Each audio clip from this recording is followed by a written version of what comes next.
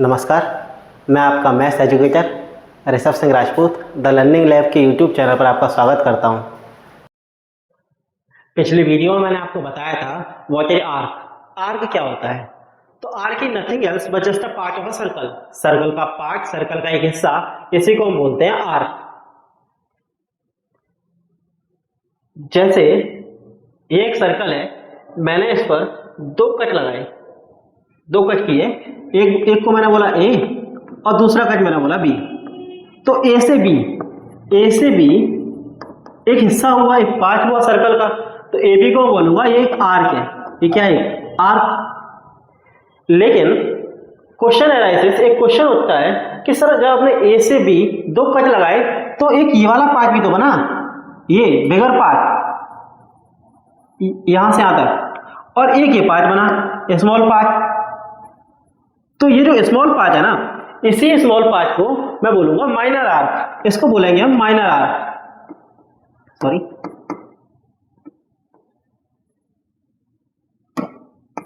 इसको हम बोलेंगे माइनर आर्क। और ये जो बिगर पार्ट है सर्कल का, इसको हम बोलेंगे मेजर आर्क।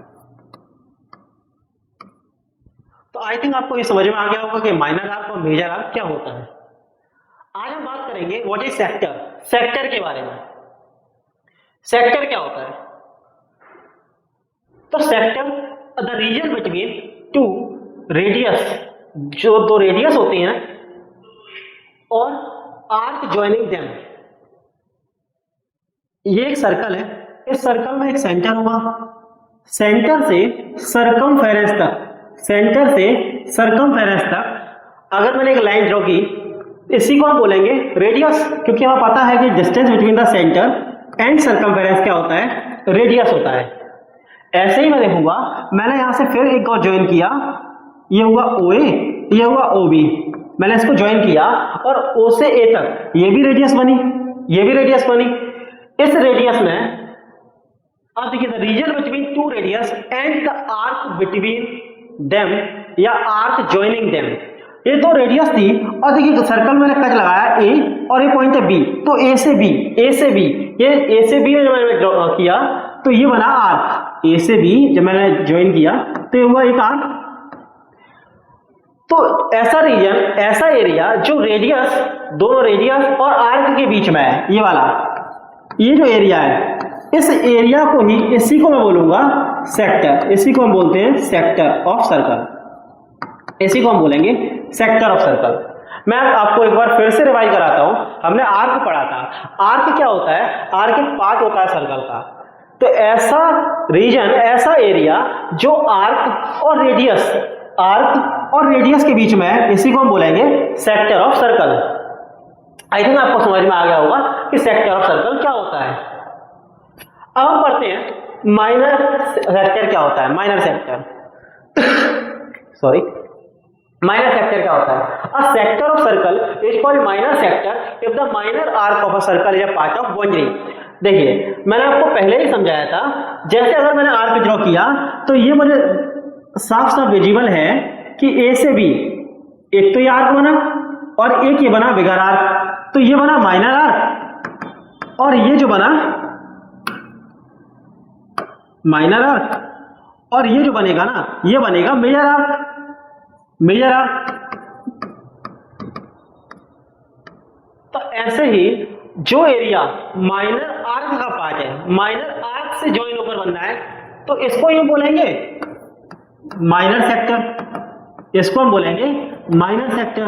और ऐसा एरिया जो मेजर आर्क से ज्वाइन होकर बनना है, मेजर आर्क और रेडियस है, रेडियस तो ये हो गई, ये रेडियस हो गई और ये पूरा पूरा आर्क हो गया। तो ये जो एरिया आया, ये वाला जो एरिया आया, इस एरिया को मैं बोलूंगा मेजर सेक्टर। इसी को हम बोलेंगे मेजर सेक्टर। तो आई थिंक आपको ये समझ में आ गया होगा कि what is the difference between minor arc and the major arc, what is the difference between minor sector and the major sector. So just revise the things. ये याद रखेंगे कि the sum of arc of major and minor sector, यहां से यहां तक minor arc था, यहां से यहां तक मेजर आर्क था। अगर मैं सबको ज्वाइन कर दूं तो आपको समझ में आ रहा है यार, ये सर्कल की बाउंड्री, और सर्कल की बाउंड्री को बोलते हैं पेरीमीटर, और सर्कल के लिए स्पेसिफिक नाम दिया जाता है सरकमफेरेंस। इसीलिए यहां लिखा हुआ है the sum of arcs of major and minor sector of the circle is equal to the circumference of circle. ये बात की हमने बाउंड्री के लिए। अब हम बात करते हैं एरिया के लिए। तो एरिया जब मैंने आप देखना ये है माइनर आर्क माइनर सेक्टर, अगर ये माइनर सेक्टर ये मेजर सेक्टर अगर दोनों एरिया को ज्वाइन कर दूं तो क्या ये पूरे सर्कल का एरिया नहीं आया, ये होगा पूरा सर्कल का एरिया। इसलिए यहां लिखा हुआ है the sum of areas of major and minor sector of a circle is equal to the area of circle. ये इक्वल रहेगा किसका, ये इक्वल रहता है एरिया ऑफ सर्कल के। नाउ अब हम आगे बढ़ेंगे और हम देखेंगे हम कैसे फाइंड कर सकते हैं लेंथ ऑफ एन आर्क। ये फॉर्मूला है, आपको रटना नहीं है, कोई भी चीज समझ नहीं है, मैं आपको हर चीज क्लैरिफाई बिल्कुल क्लियर करते हुए चलूंगा। पेन उठाइए, कॉपी लीजिए, पॉपकॉर्न खाने से काम नहीं चलेगा।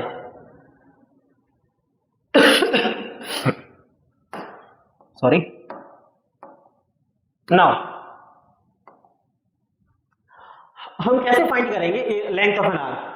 व्हाट इज आर्क, मैं फिर बार बार रिपीट इसीलिए कर रहा हूं, आप भी मेरे साथ रिपीट करिए, याद करने की कोई जरूरत नहीं है, अपने आप समझ में आ जाएगा। व्हाट इज आर्क, हमने आर्क में देखा था, आर्क कुछ और नहीं होता है, अब पार्ट ऑफ सर्कल, सर्कल का एक पार्ट होता है और इसे ही हम बोलते हैं क्या, आर्क।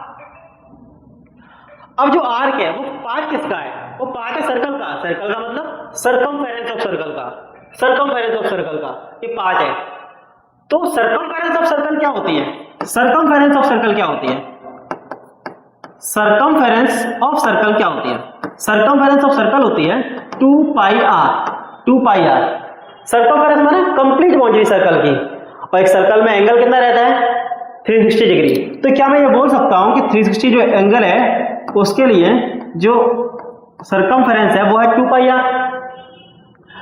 अगर मैं इस एंगल को कम करूं, इस सर्कल को कम करूं, तो ये सर्कमफेरेंस बाउंड्री भी कम हो जाएगी।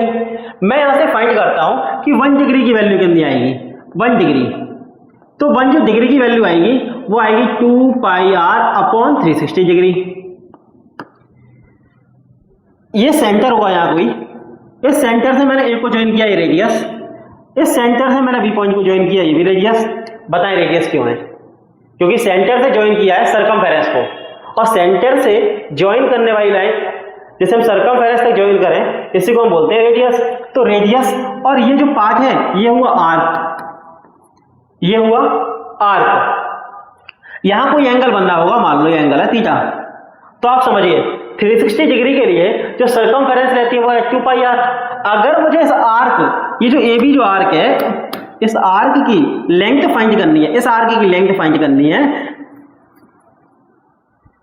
तो मुझे क्या करना होगा, थीटा की डिग्री की वैल्यू निकालनी होगी। तो 1 डिग्री की वैल्यू है 2 पाई आर अपॉन 360 डिग्री।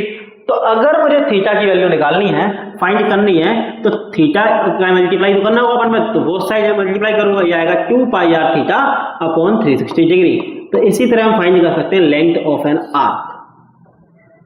ये हो जाएगा लेंथ ऑफ एन आर्क, इसे ही बोलूंगा मैं length of an arc. Length क्या होगी आर्क की, ये होगी 2 pi r theta upon 360 degree. और हम ये भी बोल सकते हैं 2 से 360 को कट कर सकते हैं, ये आएगा 180 बार, तो हो जाएगा pi r theta upon 180 degree. आपको ये बात समझ में आ गई होगी कि हम कैसे फाइंड करेंगे लेंथ ऑफ एन आर्क। ये हम फाइंड करेंगे 2 pi r theta upon 360 degree, और इसे मैं बोल सकता हूं pi r theta upon 180 degree.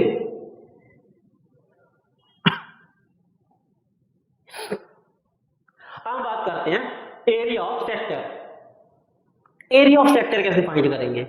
Basically हमें ये समझ में आ गया कि सेक्टर क्या होता है। तो सेक्टर क्या होता है हम एक बार फिर रिवाइज करेंगे, हम इतनी बार रिवाइज कर लेंगे कि ये चीजें हमें अपने आप लर्न हो जाएगी, हमें इसे बार बार हमें रटना नहीं पड़ेगा, एक ही बार में चीज क्लियर हो जाएंगी। आप समझना, हमने ड्रॉ किया सेंटर, सेंटर से सर्कमफेरेंस को ज्वाइन किया, ये हो गई रेडियस, इसे ज्वाइन किया, ये भी रेडियस, ए बी हो गया length of an arc, length हो गई। हमें फाइंड क्या करना है एरिया ऑफ सेक्टर। सेक्टर क्या था बेसिकली, तो सेक्टर क्या था फिर से रिवाइज करिए, the region between 2 radii and the arc joining them.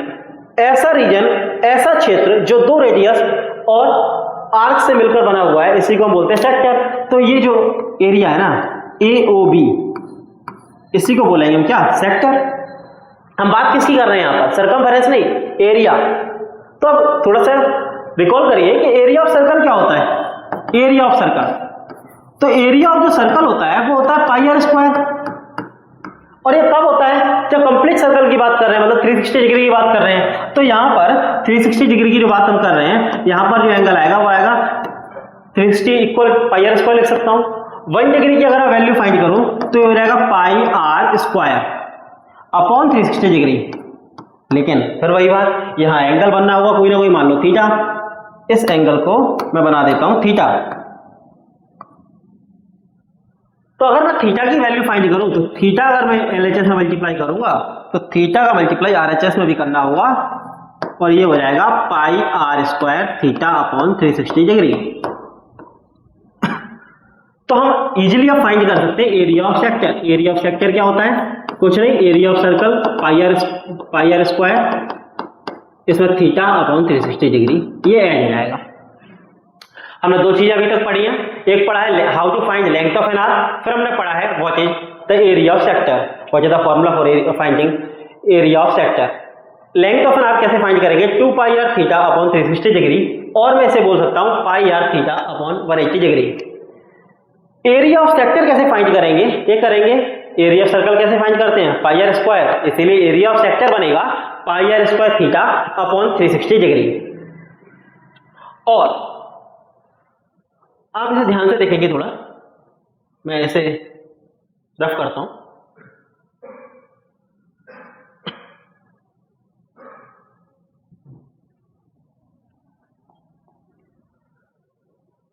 हमने देखा कि एरिया ऑफ सेक्टर क्या आया, एरिया ऑफ सेक्टर आया हमारा pi r square theta, pi r square theta upon 360 degree.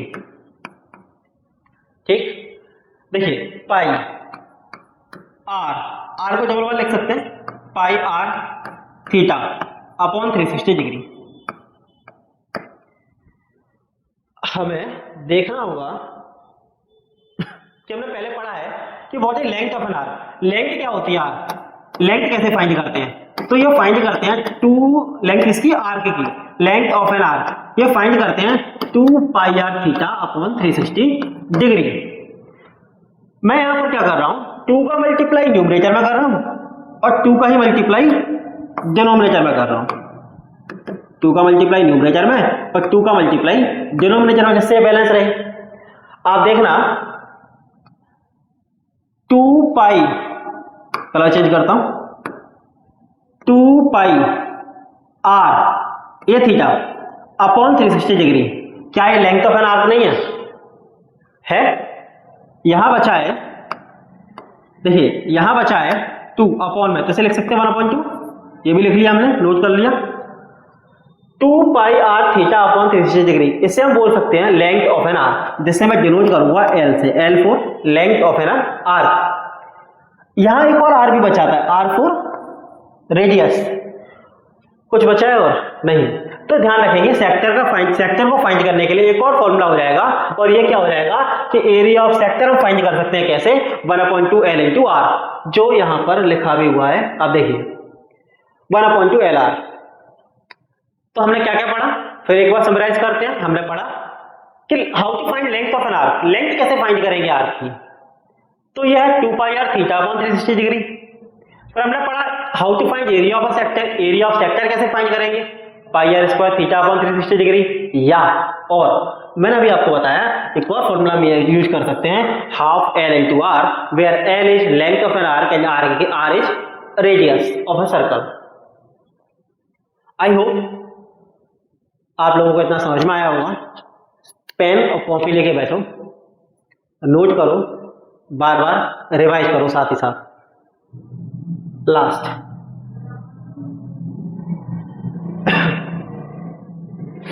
अब देखिए, यहां आपको थोड़ा अच्छा समझ में आएगा। Let me change the color now. Minor sector, जब मैं माइनर सेक्टर को देखूं तो एरिया ऑफ माइनर सेक्टर हम कैसे फाइंड करते हैं? एरिया ऑफ सेक्टर या माइनर सेक्टर कैसे फाइंड करेंगे बताइए? अभी पढ़ा है, पेज पलटो, कॉपी पलटो, समझ में आया? अब आओ बताओ, ये आएगा pi r square theta upon 360 degree, ऐसे ही फाइंड कर सकते हैं। आप समझना, आपसे बोला कि बताइए एरिया बताइए किसका, माइनर सेक्टर का तो आप फाइंड कर लेंगे, बताइए मेजर सेक्टर का एरिया क्या होगा? मेजर सेक्टर तो ध्यान से देखेंगे, पूरा सर्कल है, अगर सर्कल के एरिया में से मैं इस माइनर सेक्टर को अगर माइनस कर दूं, पूरे सर्कल के एरिया में से मैं अगर माइनर सेक्टर का एरिया अगर माइनस कर दूं तो क्या एरिया ऑफ मेजर सेक्टर आ जाएगा? हाँ, तो एरिया ऑफ मेजर सेक्टर कैसे आएगा? कुछ नहीं करना है आपको, area of circle minus area of minor sector, इतना सा करना है, यही कॉन्सेप्ट था। अब हम स्टार्ट करेंगे एनसीईआरटी क्वेश्चंस, सारे के सारे एनसीईआरटी के क्वेश्चंस और एग्जांपल्स हम कवर करेंगे। एनसीईआरटी क्वेश्चंस का सीक्वेंस चेंज होगा, आप बुक में से ना देखें, पहले आप क्वेश्चन नोट करें, साथ ही साथ आंसर नोट करें। मैं कॉन्सेप्ट वाइज आपको एनसीईआरटी क्लियर कराऊंगा, जब मैं कह दूंगा कि हाँ आप क्लियर हो गया, उसके बाद आप एनसीईआरटी कोई भी क्वेश्चन और एग्जाम्पल लगाना, आपसे कोई भी क्वेश्चन नहीं रहेगा। धन्यवाद।